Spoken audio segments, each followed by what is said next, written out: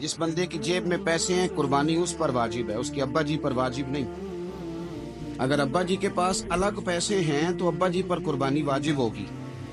हाँ, अगर आपकी जेब इजाजत देती है तो आप 3 कुर्बानियां खरीदें या बड़े जानवर में 3 हिस्से डालें।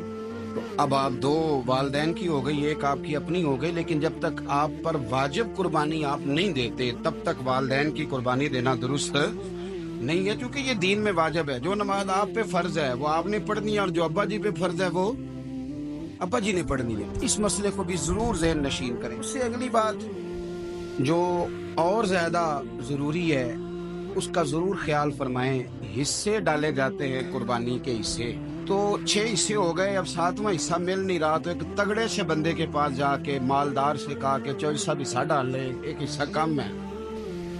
चौधरी साहब कहने लगे कि मैंने तो पहले भी 4 बकरे लिए हुए हैं, तो चलो अगर तुम कहते हो तो चलो बड़ा गोश्त आ जाएगा, तिक्के ही बना लेंगे, चलो बड़ा गोश्त भी 10 किलो आ जाएगा तो कबाब के लिए रख लेंगे, चलो रख लो हिस्सा। अब 6 बंदों की नियत कुर्बानी की, 7वें की गोश्त की, उसकी नियत कुर्बानी की, पिछले 6 की भी कुर्बानी नहीं होगी, वो भी गए काम से।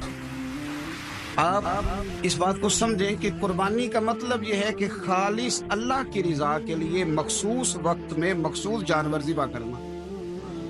इसलिए ये ज़रूर तवज्जो करें इस बात पर कि हम कई लोगों को फोर्स करके शामिल कर लेते हैं। बंदा मालदार होता है, वो भी कहता है चलो ठीक है कोई हर्ज नहीं, लेकिन वो नॉमिनेट करेगा।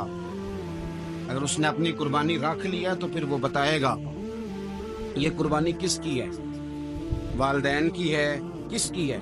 तो कुर्बानी इस तरतीब से करें कि उसके सारे मसाइल से आगाही हासिल